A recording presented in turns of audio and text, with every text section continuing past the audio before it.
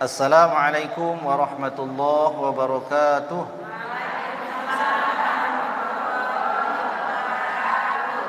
Ini kitab Nasaihul Ibad yang disusun oleh seorang ulama besar, yakni Syekh Nawawi bin Umar Al-Bantani.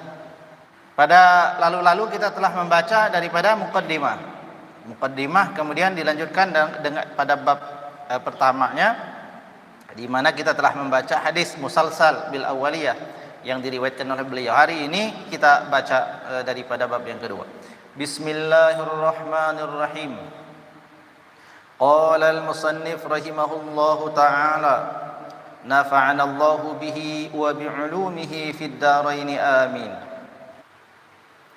Wa fihi salasuna mau'izatin. Wa fihi, dan di dalamnya bab salasuna mau'izatin, terdapat salasuna, yakni 30 mau'izatin, daripada mau'izah, daripada nasihat. Arba'atu akhbarin, yang dalam nasihat-nasihat yang 30 itu, arba'atu, ada 4 diantaranya akhbarin, yakni akhbar atau khobar, maknanya hadis. Jadi ibu-ibu kalau dengar ada namanya hadis baginda Nabi sallallahu alaihi wa alihi wasallam. Dalam kesempatan yang lain ibu-ibu dengar namanya khobar, jamaknya akhbar, itu sama maksudnya. Jadi ada khobar, ya hadis baginda Nabi, disebut hadis ya berarti hadis Nabi. 4 diantaranya adalah akhbar, yakni khobar yang berasal dari baginda Nabi. Wal baqi asarin, dan adapun yang lain selain daripadanya yang 4 itu, asarin, merupakan asar. Apalagi asar itu? Asar itu adalah ucapan-ucapan yang disandarkan kepada sahabat baginda Nabi. Jadi kalau hadis itu, yakni hadis adalah sesuatu yang disandarkan kepada baginda Nabi sallallahu alaihi wa alihi wasallam, yang berupa qaulin au fi'lin au takririn. Baik itu berupa ucapannya Nabi, disebut khobar juga, disebut hadis namanya.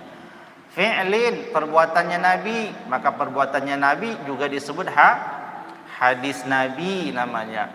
Kemudian ada, jangan lupa, ada namanya takririn. Takrir itu ketetapan Nabi.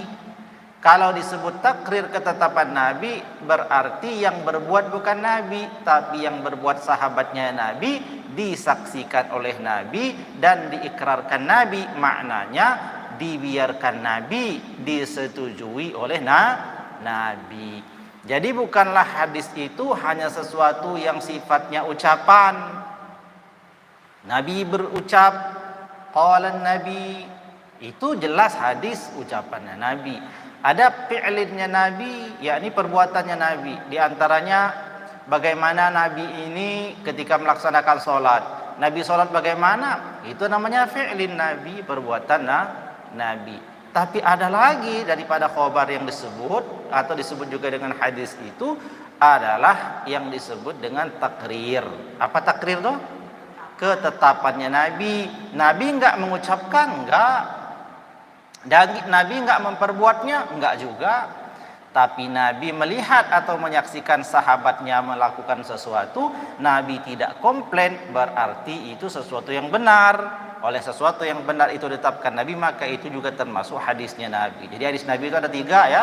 1 qaulin, ucapan. 2 fi'lin, perbuatan. 3 takririn, yakni ketetapannya Nabi.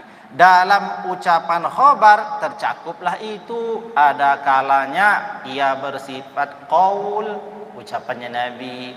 Autaratan, ada kalanya ia bersifat daripada fi'lin Nabi, pekerjaannya Nabi. Ada juga yang berkaitan dengan takrirnya Nabi, itu disebut khobar. Jadi hadis lah gitu. Nah, jadi daripada 30 nasihat ini, Empatnya merupakan khobar, yakni hadis Nabi. Wal baqi, sedangkan sisanya adalah asar. Apa itu asar? Adalah qaul Allahu alaihi wa alihi wasallam. Wa makna bil akhbari, dan bermula makna yang disebut dengan khobar atau akhbar itu aqwalan Nabi sallallahu alaihi wa alihi wasallam, adalah ucapannya baginda Nabi sallallahu alaihi wasallam. Wabil asari, yang dimaksud dengan asar adalah siapa? Aqwalus sahabah wat tabi'in, yakni ucapan daripada para sahabat dan ucapan daripada tabi'in. Nah, di sini ada, kita kenal lagi nih, ada sahabat, ada tabi'in disebut.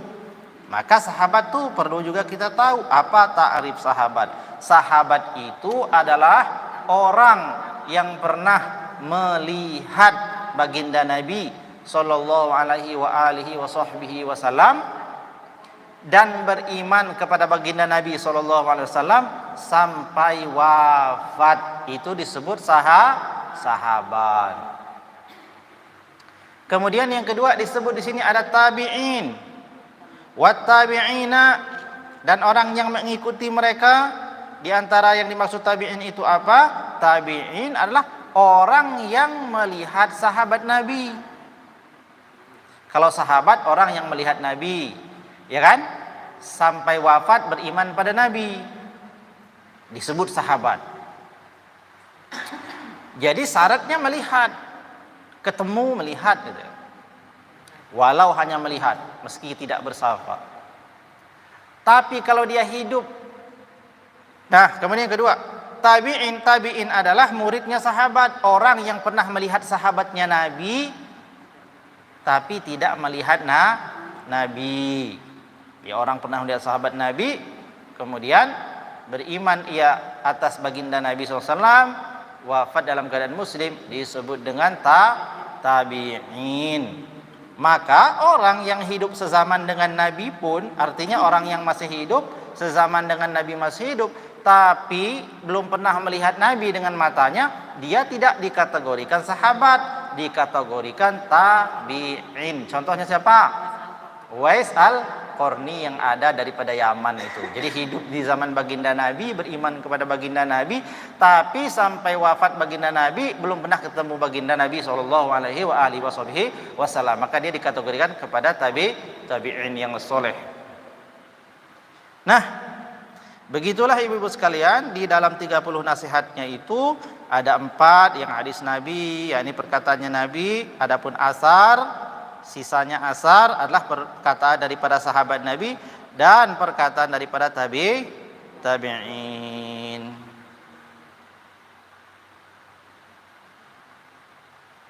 Di antaranya nasihat itu yang merupakan khobar yang bersumber dari Nabi itu adalah apa yang dituliskan pada nasihat awal. Ma ruwiya 'anin Nabi sallallahu alaihi wa alihi wasallam, ma barang apa ruwiya yang telah diriwayatkan anin nabiyyi daripada Nabi sallallahu alaihi wa alihi wasallam, annahu qala, bahwasanya ia baginda Nabi SAW telah bersabda, khoslatani la syai'a afdalu minhuma. Khoslatani bermula 2 hal, 2 perkara, la syai'a yang tiada sesuatu, afdalu yang lebih utama, minhuma daripada kedua ini adalah apa? Al-imanu billahi, yakni iman kepada Allah Subhanahu wa taala, wan naf'u lil muslimin, dan manfaat atas orang muslim. Jadi tidak ada yang lebih daripada utama daripada 2 hal ini. Hal pertama paling utama menduduki peringkat pertama adalah al-imanu billahi, iman kepada Allah. Ya benarlah, tidak ada lagi yang lebih besar faedahnya melainkan iman pada Allah Subhanahu wa ta'ala. Seberapapun banyak perbuatan baik yang kita perbuat di dunia ini, jadilah itu sia-sia di hadapan Allah bila tidak ada iman. Jadi harga akan iman itu subhanallah patut untuk disyukuri. Sebelum amal ya iman dulu. Apa tuh iman? Keyakinan kita akan adanya Allah Subhanahu wa ta'ala. Seberapa banyak amal yang kita perbuat, andainya orang berbuat itu tanpa ada iman, maka tiada gunanya bagi dirinya, tiada akan memberi manfaat nanti di akhirat. Tidak akan bisa melepaskan dirinya daripada azab neraka. Nauzubillah summa nauzubillahi min zalik. Ada orang enggak beriman, maknanya dia tidak beriman dengan iman Islam.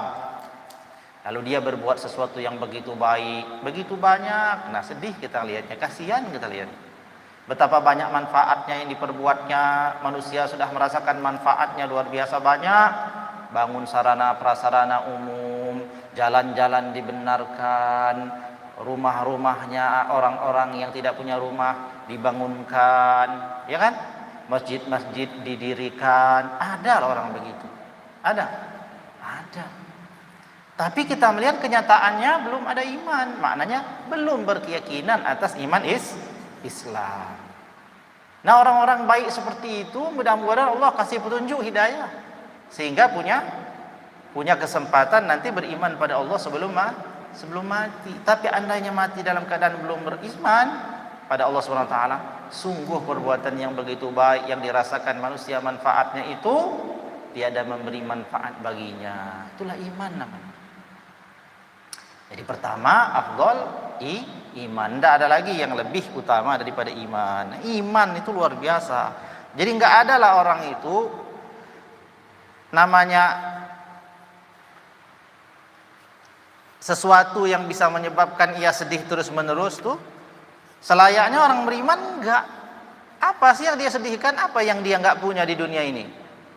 Banyak po yang enggak punya di dunia ini, banyak. Tapi kan kita punya sesuatu yang tidak ada nilainya, tidak bisa dibandingkan dengan sesuatu yang lain itu. Yakni punya iman. Kurang syukur apa lagi? Sudah Allah kasih sesuatu yang tidak ada bandingannya dibandingkan daripada iman itu. Sudah Allah jadikan orang beriman lahir daripada ibu yang beriman, lahir daripada nenek kakek yang beriman. Bukankah itu sesuatu yang paling berharga untuk kita? Cuma-cuma Allah kasih, nggak pernah kita minta. Pernah minta dilahirkan dalam keadaan beriman pada Allah? Nggak pernah kan? Tetapi Allah jadikan, benar-benarlah Allah tunjukkan kasih sayang pada kita, dijadikanlah kita ini lahir dalam keadaan beriman. Dilahirkan dari orang yang beriman, maka kita pun menjadi orang beriman. Maka bersyukurlah dan bergembiralah atas nikmat itu. Adapun yang lain itu hanya sebatas effendi. Siapa? Apa effendi? Embel-embel, ibarat tuh ada orang, ada apalah, orang bikin gambar hewan apa-apa, jalan dia. Kira-kira ini hewan mau kita kasih apa biar bagus, biar bagus gitu. Umpama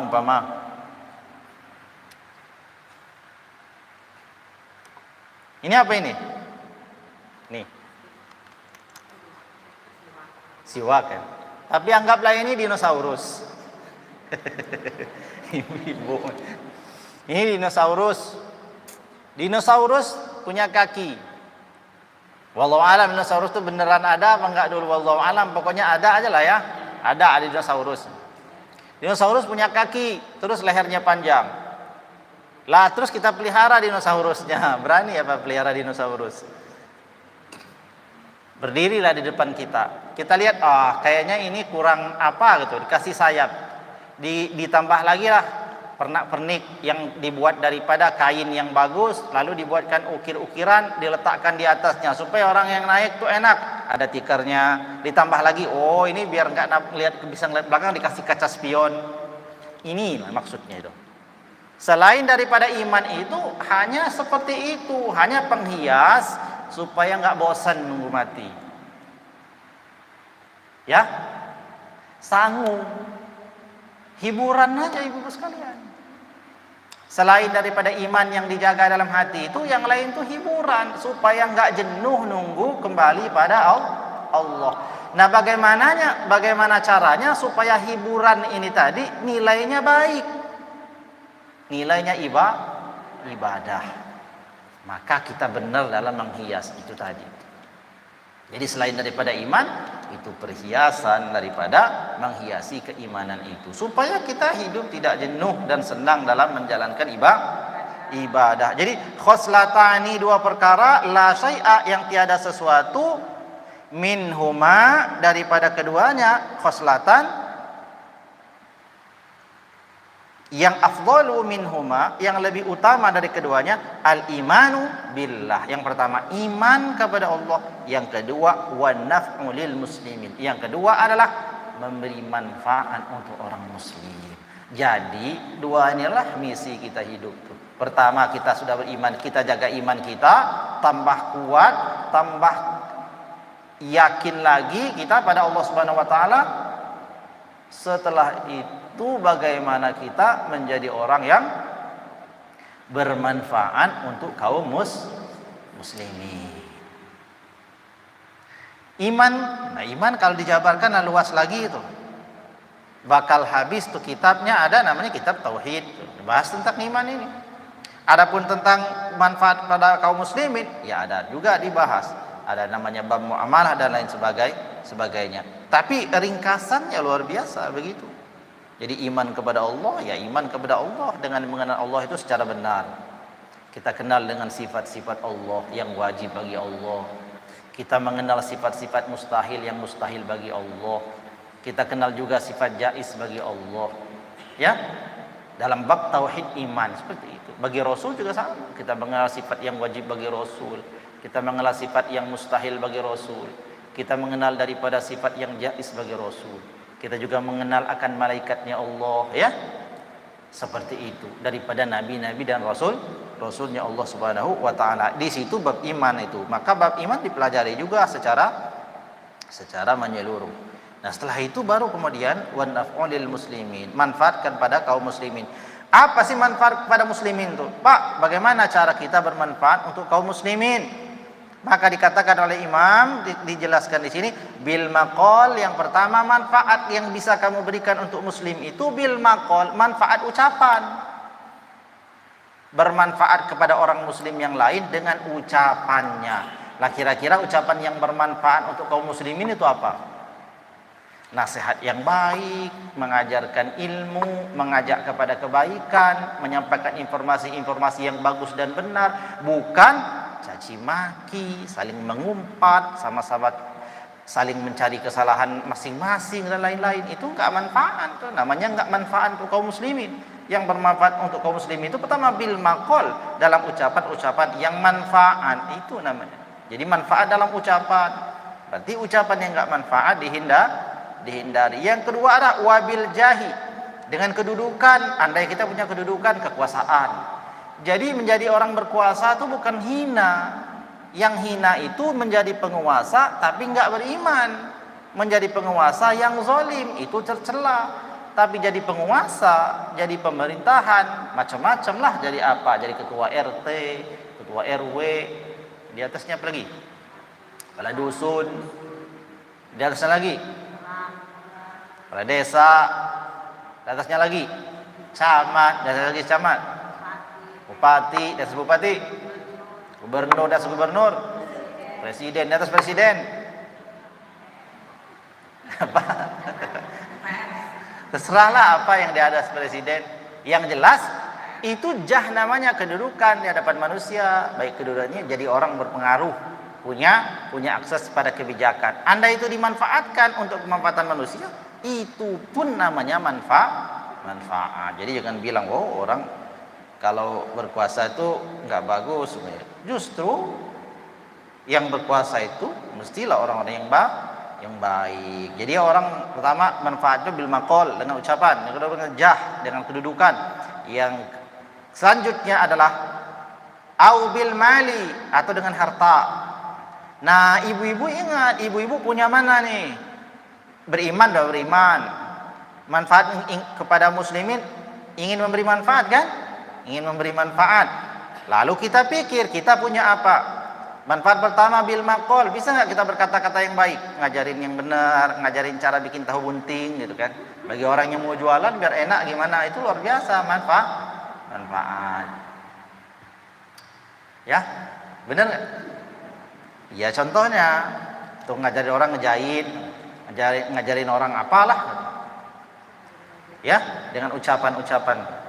Ya ibu pikir-pikir, kira-kira saya ini ngomong ada manfaat yang orang. Bisa nggak memberi manfaat dengan ucapan? Nah, pikir. Oh bisa. Yang kedua biljah, kedudukan. Kira-kira punya kedudukan? Jadi apa tuh? Pemimpin organisasi apa? Nah, atau jadi istrinya pejabat, jadi ketua Dharma Wanita.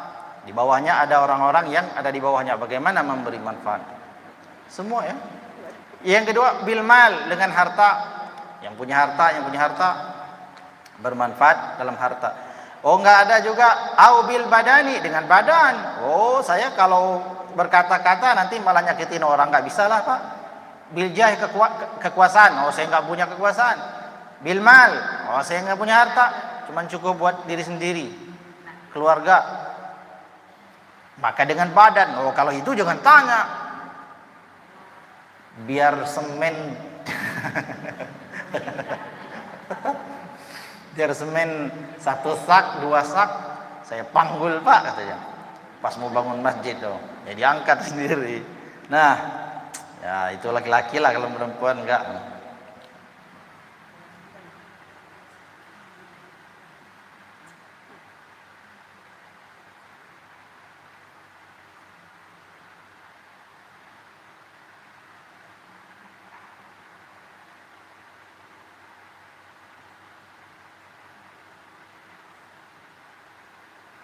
Nah, inilah ibu-ibu sekalian daripada penggalan nasihat. Ya. Nah, ini dulu. Wallahu a'lam bishawab. Ini kutipan daripada kitab Nasrul Nibah.